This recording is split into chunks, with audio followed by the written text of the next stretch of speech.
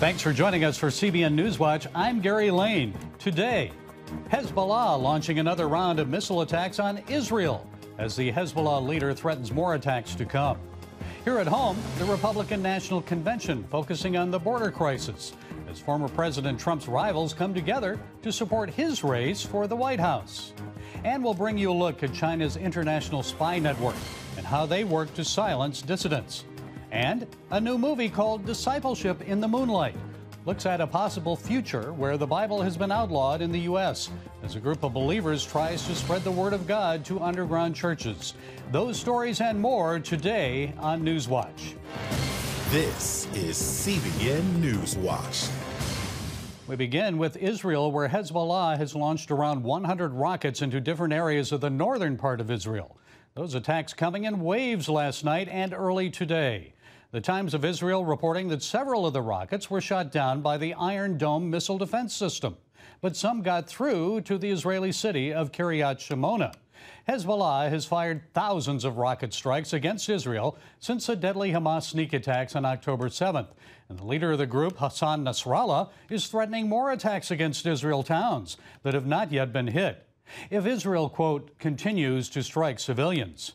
Well, our CBN News Middle East Bureau Chief Chris Mitchell is with us now from Jerusalem. Chris, how serious are these attacks? You were up there last week, and what's the sense up there? Well, Gary, it's very serious, very dangerous. Don't know when of these anti-tank missiles can hit, or a suicide drone, and this barrage of missiles. We were up in Kiryat Shimona that was hit by some of these rockets. Some get shot down. Actually, most of them get shot down, but some do get through. So it's very hard to live life up there. Kiryat Shimona, you've been there before, Gary, has about 24,000 people. Right now, there's about 3,000 that live there, and it's very tough for them, very dangerous. It's very tough on the families, too. We talked to a resident of Metula, which is literally right on the border. She's moved 4 or 5 times. Her home has been hit by Hezbollah rockets. A lot of houses in Metula have been destroyed. For individually, it's sad, frustrating, very difficult for children. That's why there's maybe 60 to 100,000 Israelis that are left the border there. Dozens of communities have been left deserted. I can't imagine being a refugee in your own country, living for 8 or 9 months away from your home. Well, Hezbollah said it'll stop its attacks if Israel and Hamas reach a peace deal, Chris. So what's the sense there? Does Hezbollah want to avoid a war? Well, there is a sense, Gary, that Hezbollah wants to continue what's going on right now, which is a war of attrition. These daily rocket attacks, they keep those tens of thousands of Israelis from returning home. It's affecting Israel's economy. For example, we talked to a business leader there last week. He said many of the startups that they began there have left the area. It's also destroying forests and wildlife. So basically making a large part of Israel on the northern border unlivable. So right now, the strategy is working. The question is, do they want to raise the stakes and go out to an all-out war, knowing that they'll probably lose, and they may be pushed out of South Lebanon all the way to the Litani River? And the bigger question, probably, Gary, is what does Iran want? They control Hezbollah, and it's really up to them. Their decision is what really matters, and which way Hezbollah will go. Chris, what's the possibility of a hostage deal and a ceasefire with Hamas? Well, right now, Israel and Hamas are evaluating supposedly the latest version of a deal. But these negotiations have been going on for weeks. But on the other hand, Gary, right now, Hamas is getting a lot of pressure internally, we understand, from perhaps their own commanders. And then they're getting externally military pressure by the IDF. And they've eliminated many of the leaders. And right now, we're also hearing perhaps these leaders from Hamas are looking for more favorable terms for themselves and not necessarily for the Palestinian people there in the Gaza Strip. Israel launched a major strike against Gaza, likely killing the #2 Hamas leader, Mohammed Deif. So how significant was that? Very much, Gary. He was the mastermind of October 7th, and he's been a target of Israel for many, many years. Some people believe his elimination could speed up the negotiations and, as I said, put pressure internally on Yahya Sinwar, who's the leader of Hamas.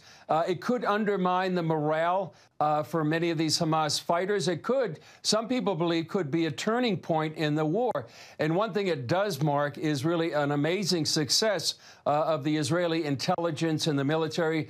They've been wanting to eliminate Mohammed Deif, who's responsible for the lives of many Israelis, and so getting him was a major intelligence success for them. And the longer-range picture, Chris, a report from Channel 12 in Israel says Netanyahu said the Hamas attacks on October 7th were just part of a bigger plan of a multi-front strike to destroy Israel, and that Yahya Sinwar simply opened fire too early. So what can you tell us about that? Yeah, a lot of people, it's been a question ever since October 7th. You know, did Sinwar not wait for all of Iran's proxies so they could hit at once? And some people believe because of Sinwar's decision to attack prematurely, and as horrific as October 7th was, it really spared Israel a coordinated attack that could have been much worse. Netanyahu said the plan was to invade from not only Gaza, but Lebanon, Judea, and Samaria, and Jordan itself,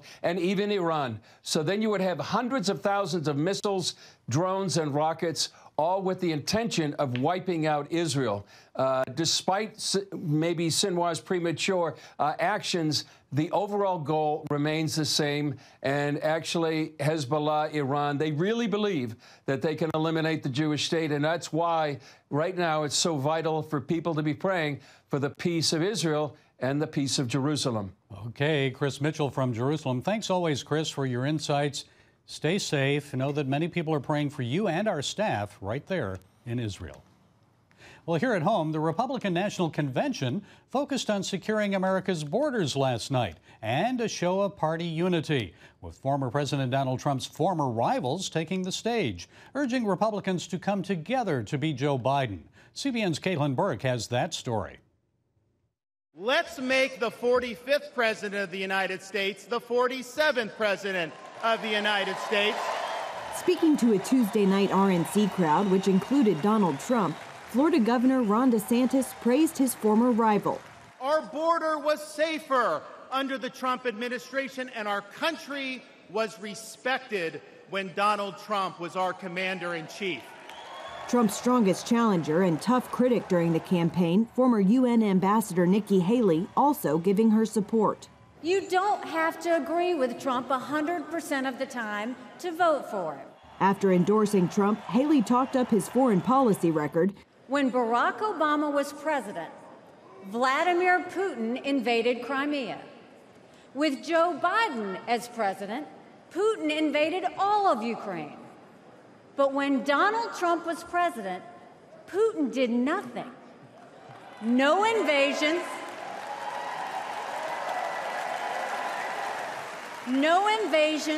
no wars. That was no accident. Texas Senator Ted Cruz, a rival from the 2016 campaign, praised God for protecting Trump and then turned to the situation on the southern border. 11.5 million people have crossed our border illegally under Joe Biden. Look around you. This arena holds about 18,000 souls. Now imagine 639 arenas just like this, filled to the brim. That is 11.5 million people, larger than all but 8 states in the nation. Meanwhile, in an emotional speech, Laura Trump, the co-chair of the Republican National Committee, and Donald Trump's daughter-in-law gave a description of Saturday's assassination attempt. Our family has faced our fair share of death threats, mysterious powders sent to our homes, tasteless and violent comments directed towards us on social media.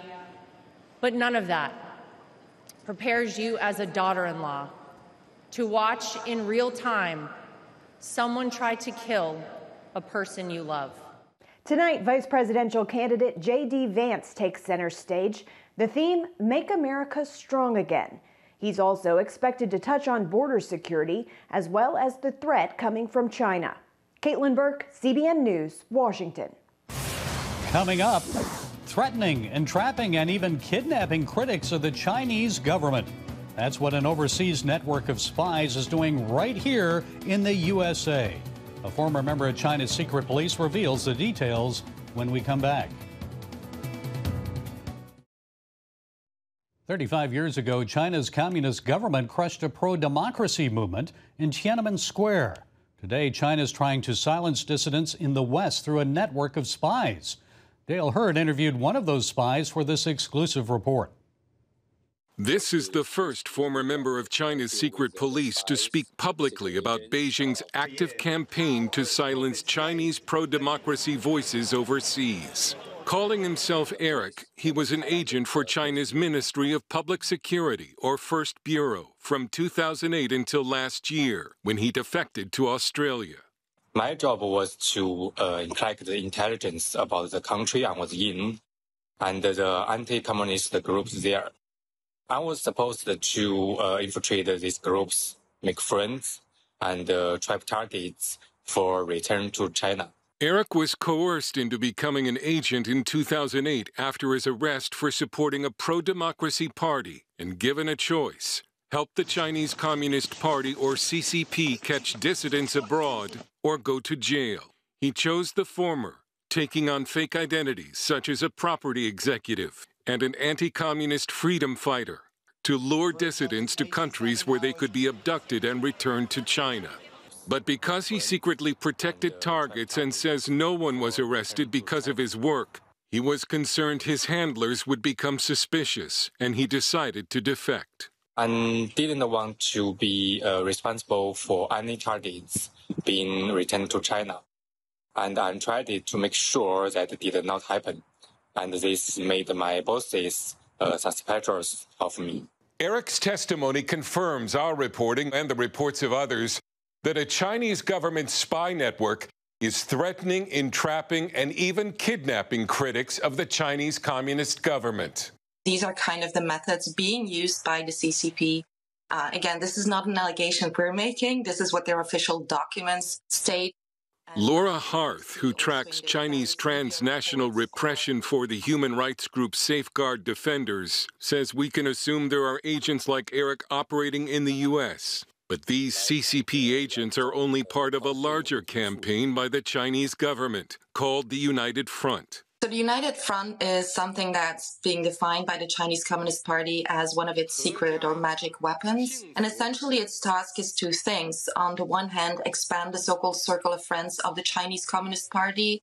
So co-opting or influencing politicians, media, academia, entrepreneurs. But on the other hand, and this is something that is often overlooked when we talk about United Front, its task is also to crack down on critics, right? To silence them, to divide them. An Amnesty International survey of Chinese students in 24 universities in Europe and North America found that many live in fear of surveillance, harassment, or intimidation by Chinese agents. It's unclear how many of the so-called Chinese police stations used to control dissidents are still operating in the U.S. On paper, it might be less than 5. The one above a noodle shop in New York we showed you last year was finally shut down by authorities. Police stations, or so-called police stations, is really the tip of the iceberg. We need to take a broad view and understand what the wider picture looks like and the amount of proxies and networks that the Chinese Party state is operating. Bob Fu, the founder and president of the Texas-based ministry China Aid, helped lead the 1989 Tiananmen Square protest as a student. He still faces harassment by Chinese agents 35 years later. Recent few months, even, I had been harassed and receiving threats with text messages, and also CCP agents booked hotels under my name and then called the police from New York to Los Angeles, from Washington, D.C. to Houston, basically for bomb threats. Said Bob Fu was about to set off bombs. Pro-democracy activist Li Jianji in Los Angeles, who Chinese agents have tried to kill 3 times, told us Chinese Americans are still surrounded by constant threat of danger. In a special message to his former colleagues still trying to harass and trap Chinese dissidents, Eric encouraged them to recognize the nature of the Communist Party that it's a fascist, totalitarian party, and that carrying out these illegal and secret activities in various countries is not good for them. And he challenges them to instead do something good for human civilization. Beijing's continued repression of overseas Chinese begs the question, if those Chinese who fled communism for freedom still live in fear of the Chinese Communist Party, are they really free? Dale Hurd, CBN News. Still ahead, imagine the Bible being outlawed in the U.S. and a band of disciples trying to get the Word of God to underground churches. That's the story in an action-packed new movie called Disciples in the Moonlight. We'll bring you a look right after this. Welcome back to CBN NewsWatch. The film Disciples in the Moonlight is a new action-packed thriller with a Christian angle. The Bible is outlawed in the United States and is replaced with a government-approved Bible. Now, a group of 7 Christians are tasked with finding ways to get the Word of God to a number of underground churches.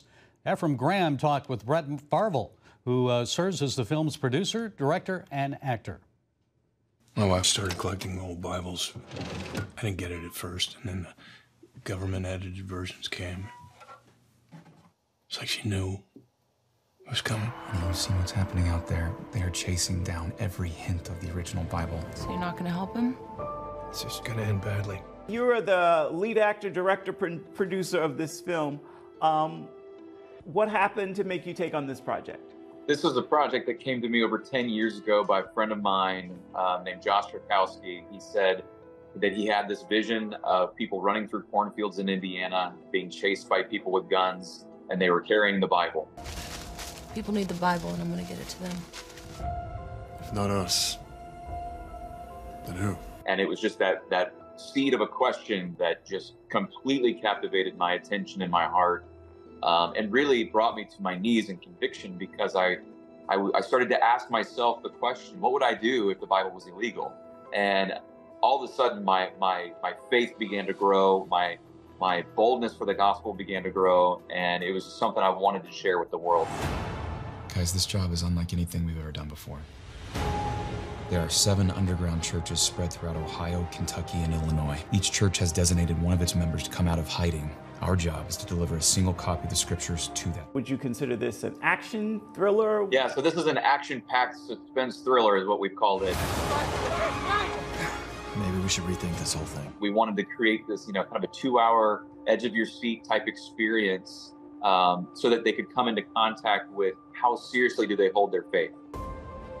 Honey, is this even possible? It's a risk we have to take. You're going to need a really good team to pull this off. Take me back to the production of it. What was set like, the casting? A lot of overnight shoots, a lot of trying to press beyond the limits of our budget and create a compelling experience. And every day on set was just one of those, we saw miracles happen. We saw answers to prayer. We saw people rise to the occasion and elevate their talent beyond what they even thought they were capable of. And all of it was centered around everybody, the fact that everybody bought into the vision of this movie. And naturally, this is a work of fiction, but how relevant do you think this story is? Yeah, that's something that we've been dancing around for the life of this project. We have purified this country from the hateful words of the Holy Bible and replaced them with an inclusive, welcoming text. We felt convicted by this story, and we felt passionate that this is a story that could connect with people. And so we stayed faithful, and the Lord, in His divine timing, allowed certain events to start happening, even in the United States of America. Here we go. We never even in our wildest imagination could have dreamt that that was going to happen so quickly.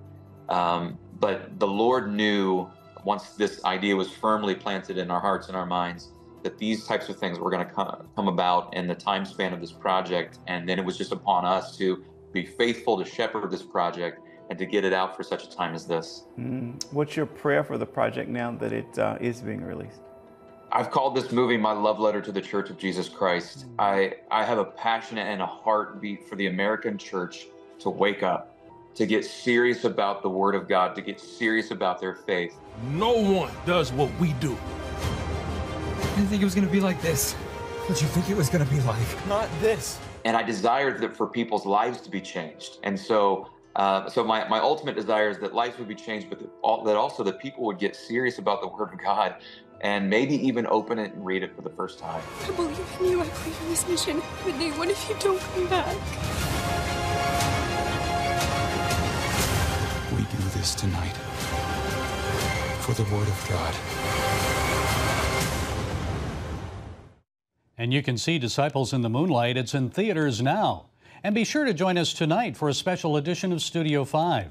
Ephraim Graham has a one-on-one conversation with recording artist Pastor Mike Jr. He talks about his life, musical journey, and how his rich legacy has strong ties to history. You can catch the special edition of Studio 5 tonight on the CBN News Channel at 8 Eastern. And you can also watch it on the CBN News app or on YouTube. Well, coming up, an unusual way to encourage kids to get good grades in school. We'll have that story for you when we come back.